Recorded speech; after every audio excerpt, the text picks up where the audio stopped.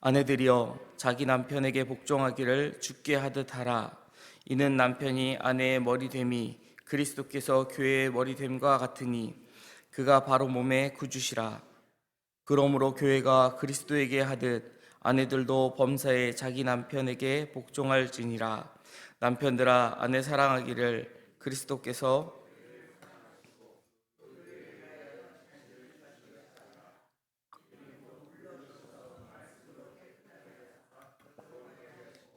자기 앞에 영광스러운 교회로 세우사 티나 주름 잡힌 것이나 이런 것들이 없이 거룩하고 흠이 없게 하려 하심이라. 이와 같이 남편들도 자기 아내 사랑하기를 자기 자신과 같이 할지니 자기 아내를 사랑하는 자는 자기를 사랑하는 것이라. 누구든지 언제나 자기 육체를 미워하지 않고 오직 양육하여 보호하기를 그리스도께서 교회에게 함과 같이 하나니 우리는 그의 지체임이라. 그러므로 사람이 부모를 떠나 그의 아내와 합하여 그 둘이 한 육체가 될지니 이 비밀이 크도다. 나는 그리스도와 교회에 대하여 말하노라. 그러나 너희도 각각 자기의 아내 사랑하기를 자신같이 하고 아내도 자기 남편을 존경하라. 아멘. 이제 바울은 에베소서 5장 22절부터 6장 9절까지 교회 안의 특정 관계들에 관한 구체적인 권면을 우리에게 제시하고 있습니다. 오늘의 본문 이 5장 22절에서 33절은 남편과 아내에 대하여 먼저 우리에게 말씀하고 있습니다. 바울은 아내들이여라는 이런 부름으로 시작하면서 권면의 대상을 명확하게 명시하고 있습니다. 여기에 우리가 원문을 보면 동사가 생략되었다라는 것을 할 수 있는데 21절에 복종하라라는 단어가 반복되었기 때문입니다. 이는 그리스도를 경외함으로 피차 복종하라라는 21절의 권면과 자기 남편에게 복종하라라는 그 권면이 밀접하게 연관이 있다라는 것을 우리에게 알려주고 있는 것입니다. 바울은 아내가 남편에게 복종하는 방식에 대해서 주께 하듯 하라라고 오늘 본문은 우리에게 말씀하고 있습니다. 남편과 아내의 관계가 그리스도와 교회의 관계를 모델로 삼고 있기 때문에 그렇다라는 것이죠. 구체적으로 남편이 아내의 머리됨이 그리스도께서 교회의 머리됨과 같기 때문이다라고 말씀합니다. 바울은 그가 바로 몸의 구주신이라라고 또한 설명을 덧붙이고 있습니다. 머리됨의 의미를 명확하게 규정하기 위해서 바울은 이와 같은 설명을 덧붙이고 있는 것입니다. 그리스도께서 교회의 머리가 되신다라는 것은 당신의 몸된 교회를 희생적 사랑으로 구하시는 구원자 되심을 그 의미를 포함하고 있는 것입니다. 그러므로 교회가 그리스도에게 하는 것처럼 아내들도 범사에 자기 남편에게 복종할지라라는 말씀은 교회가 구원자 그리스도를 머리로 삼아 복종하듯이 아내들도 구원자 역할을 맡은 남편을 머리로 삼아서 복종하라라는 그러한 뜻을 갖고 있는 것입니다. 물론 우리 그리스도께서 교회의 구원자, 이제 머리 역할을 하시는 방식과 남편이 한 몸을 이룬 아내의 구원자 되는 머리의 역할을 하는 방식에는 차이가 있지만 그러나 그 기본적인 틀이 비슷하다라는 것을 의미하고 있습니다. 그 유사성을 근거로 바울은 지금 에베소 교인들에게 권면하고 있는 것입니다. 바울은 그리스도의 역할과 비슷한 남편의 역할을 또한 25절에서 30절에 설명하고 있습니다. 25절에서 27절은 이제 남편들에 대한 지침을 말씀하는 것이죠. 역시 남편들아라는 부름으로 남편들을 향해 권면을 시작합니다. 그리스도께서 교회에게 하신 일을 모델 삼아 그들에게 권면을 제시하는 것입니다. 여기서 핵심은 사랑하라는 것입니다. 사랑하라. 그리스도께서 교회를 사랑하시고 그 교회를 위하여 자신을 주신같이 하라라는 것이죠. 교회를 향한 그리스도의 사랑은 진노를 면하게 하시는 것으로 그치지 않는다라는 것입니다. 26절은 그리스도께서 교회를 위해 당신을 주신 목적에 대하여 설명합니다. 물로 씻어 말씀으로 깨끗하게 하사 거룩하게 하시려는 것이다. 거룩하게 하시려는 것이 바로 목적이라는 것이죠. 물로 씻어 말씀으로 깨끗하게 하사라는 것은 원인을 가리키는 분사 구문인데 문자적 의미는 말씀을 통한 물의 씻음으로 깨끗하게 하여라는 뜻이 된다라는 것입니다. 이는 예수님의 대속의 죽음과 부활이 우리 성도들에게 적용되었음을 공적으로 알리고 있는 세례를 가리키는 것입니다. 우리가 세례를 받을 때 예전의 내 모습, 예전의 내 자아는 이제는 죽고 내가 예수 그리스도의 보혈로 말미암아 다시 살았다라고 고백하는 그 행위의 의식임을 우리가 기억할 것입니다. 세례식 때 예수님의 죽음과 부활이 우리를 위한 구원 사건임을 알리는 그 말씀이 선포되고 그 구원의 사건이 이제 우리에게 적용되었음을 표현하기 위해 우리가 세례를 거하는 것이죠. 예수님이 당신의 죽음과 부활을 적용시켜서 교회를 거룩하게 하시는 궁극적인 목적은 자기 앞에 영광스러운 교회로 세우시기 위함이다라고 27절에 말씀하는 것입니다. 그 목적을 다른 말로 표현해 본다면 거룩하고 흠이 없는 상태가 되게 하시기 위함이라는 것입니다. 거룩하고 흠이 없는 상태가 우리 성도가 이루어야 한다라는 것이죠.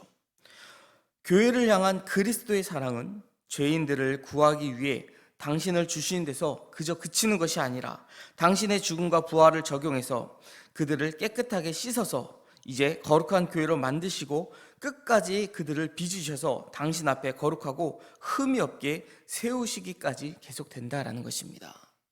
십자가의 보혈로 우리가 구원을 받았습니다. 우리 주님은 십자가에서 물과 피를 쏟으시고 우리 죄를 사하시는 데서 그치지 않으셨다라는 것입니다. 계속해서 우리의 삶 가운데에 우리와 동행하시면서 우리가 그리스도의 장성한 분량에 이르기까지 우리를 계속 빚어 나가신다라는 것이죠.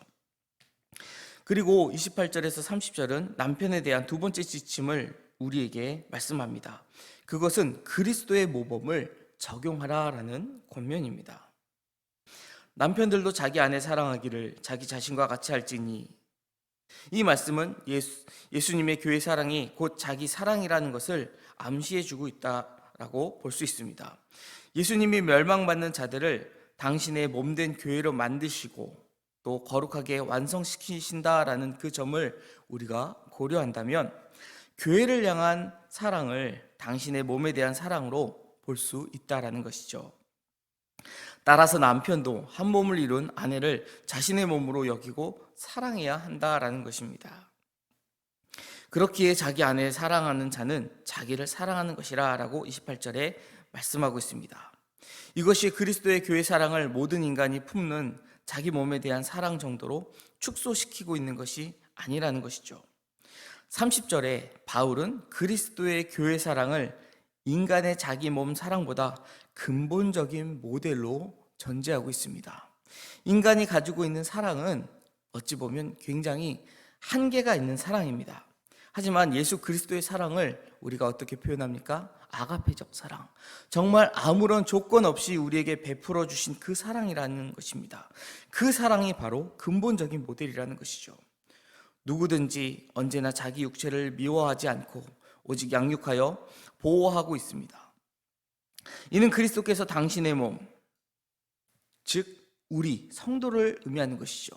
예수 그리스도가 교회의 머리라면 그 교회의 몸을 이루는 것이 우리 성도이기 때문에 우리는 그 몸의 지체라고 표현할 수 있을 것입니다. 당신의 몸된 교회에게 함과 같이 하는 것이다 라는 29절의 말씀, 이 권면을 요약해 본다면 그리스도께서 당신의 몸이 될 수 없었던 자들을 자기 희생적 사랑으로 십자가의 죽으심으로 당신의 물과 피를 흘리심으로 당신의 거룩한 몸으로 만들어 흠없는 영광스러운 상태가 되기까지 돌보시는 것 같이 남편도 원래 자신의 몸이 아니었다가 한 몸이 된 아내를 자신의 몸으로 여겨 거룩하고 흠없는 영광스러운 상태가 되도록 희생적이고 신실한 사랑으로 돌봐야 한다라는 것, 사랑해야 한다라는 것을 권면하고 있는 것입니다. 본문 31절과 32절에는 구약의 근거와 그리스도 중심적인 해석을 바울은 전하고 있습니다. 바울은 창세기 2장 24절의 말씀을 인용하면서 남편과 아내가 한 몸을 이루는 것이 하나님의 창조 질서임을 그들에게 밝히고 있습니다. 이에 대해 이 비밀이 크도다. 이렇게 감탄하고 있는데 그가 이러한 감탄을 하고 있는 그 이유는 남편과 아내의 한몸됨을 규정하는 창조 질서가 그리스도와 교회의 한몸됨을 예시하고 있기 때문입니다. 마지막 33절에 바울은 권면합니다. 바울은 그러나 보다는 어찌 됐든에 가깝게 지금 마지막 권면을 우리에게 전합니다. 너희도 각각, 이 표현은 권면의 대상이 되는 사람들 하나하나를 가리키고 있다라는 것입니다. 그 한 사람 한 사람, 남편은 그리스도께서 하셨듯이 자신의 몸된 교회를 사랑하는 그 사랑을 자기 아내 사랑하는 것에 적용하라라는 것이죠. 자기 아내 사랑하기를 자신과 같이 하고 아내는 그리스도께 하듯이 자기 남편을 경외해야 한다라는 권면의 말씀을 전하고 있는 것입니다. 교회 전체에 대한 권면의 말씀, 그리스도를 경외함으로 피차 복종하라로 마쳤었던 어제의 마지막 21절 그 말씀. 이제 바울은 그 권면을 마치면서 지금 오늘 이 본문을 이어나가고 있었습니다. 피차 복종의 원리가 구체적인 관계들 속에서 어떤 방식으로 실천되어야 하는지 굉장히 실제적인 그런 실천의 방안을 우리에게도 권면하고 있는 것이죠. 그 첫 번째가 부부 관계였습니다. 부부 사이의 피차 복종 방식을 규정하는 이 중심 원리는 남편과 아내 관계에서 그리스도와 교회의 관계에 모형이 된다라는 것입니다. 바울은 에베소가 처한 그 상황을 잘 알고 있었습니다. 그 음란한 상황 가운데 처해 있는 이 교회에 그들이 이루고 있는 가장 기본 단위인, 또 어떻게 보면은 교회의 가장 기본 단위가 될 수 있는 이 가정을 지키면서 또한 그 안에서 예수 그리스도의 진리를 발견하라라는 그 의미로 이러한 권면을 전하고 있는 것입니다. 참 놀라운 것은 바울은 이 말씀을 전하면서 이 비밀이 크도다라고 스스로도 놀라고 있다라는 것이죠. 바울이 그저 자신의 지식, 자신의 생각을 지금 에베소 교회에 전하고 있는 것 같지만 사실은 성령께서 바울의 손을 들어 그 편지를 써내려가고 계신다라는 것을 우리도 보게 된다라는 것입니다. 이렇듯 우리는 하나님의 말씀을 더욱 증거할 때에 내 생각, 내 뜻이 아니라 하나님의 뜻을 전할 수 있어야 한다라는 것이죠. 또한 우리가 하나님의 뜻을, 하나님의 말씀이 기록된 이 말씀을 받을 때에 하나님께서 우리에게 말씀하고 계신다라는 것을 믿으면서 그것을 실천에 옮겨야 할 것입니다. 우리에게 주신 이 말씀을 기억하며 우리가 이 가정 안에서 남편이 아내를, 아내가 남편을 서로 사랑하는 것이 그리스도께서 교회를 사랑하신 같이 또한 이 교회가 예수 그리스도를 존중하고 존경하는 것 같이 우리가 이 말씀을 순종함으로 실천해 나아가야 할 것입니다. 가정을 더욱 우리가 사랑하고 또한 우리에게 허락하신 이 교회를 사랑함으로써 예수 그리스도의 사랑을 실천하며 나아갈 수 있는 주의 거룩한 백성이 되시기를 주님의 이름으로 축원드립니다. 기도하겠습니다. 사랑의 하나님, 우리에게 주신 이 말씀을 통하여 우리가 어떻게 이 가정 가운데 사랑을 실천하고 또한 우리에게 주신 이 교회를 사랑해야 하는지를 예수 그리스도를 보며 우리가 배우고 깨닫게 됩니다. 교회를 당신의 몸으로 사랑하시는 그리스도를 본받아 남편도 아내를 자신의 몸으로 여기고 돌보고 사랑하게 하여 주시옵소서. 남편과 아내가 한 몸을 이룬다는 그 말씀을 창조 질서로 이미 창세기부터 우리에게 말씀하여 주셨습니다. 하나님, 우리가 정말 이 말씀대로 살아가면서 하나님의 그 크신 뜻을 세워나가고 우리가 서로 사랑함으로 우리가 주님의 제자임을 우리가 보일 수 있는 그러한 주님의 제자되는 삶을 살아가는 주의 거룩한 성도 되게 하여 주시옵소서. 사랑이 많으신 예수 그리스도 이름으로 기도드립니다. 아멘.